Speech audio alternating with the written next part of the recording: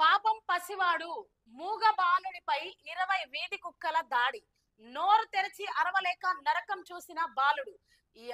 ఎక్కడ పడితే అక్కడ కొరికి పీక్కు తిన్న శునకాలు. శరీరం అంతా తీవ్ర గాయాలతో ఆసుపత్రి పాలు. హైదరాబాద్ లోని హైత్ నగర్ లో ఈ దారుణం చోటు చేసుకుంది. రక్తమొడుతున్న బాలుడు. వీధి కుక్కలపై సుప్రీం ఆదేశాలను పాటించాలి.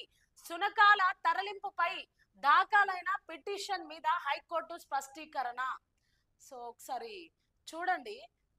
అబ్బాయి మూగవాడంట, అందుకే నోరు తెరిచి అరవలేకపోయాడంట. ఒకసారి పాపం పసివాడు మూగ బాలుడిపై 20 వీధి కుక్కల దాడి.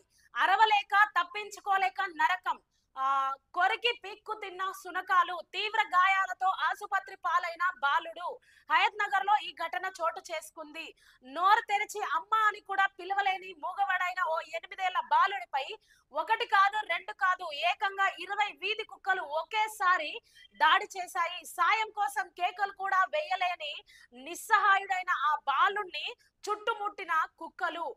పిల్లాడి చెవి, కాళ్ళు, పిక్కలు, తల, పొట్ట ఎక్కడ దొరికితే అక్కడ ఇష్టం వచ్చినట్టు పిక్కుతున్నాయి. అదే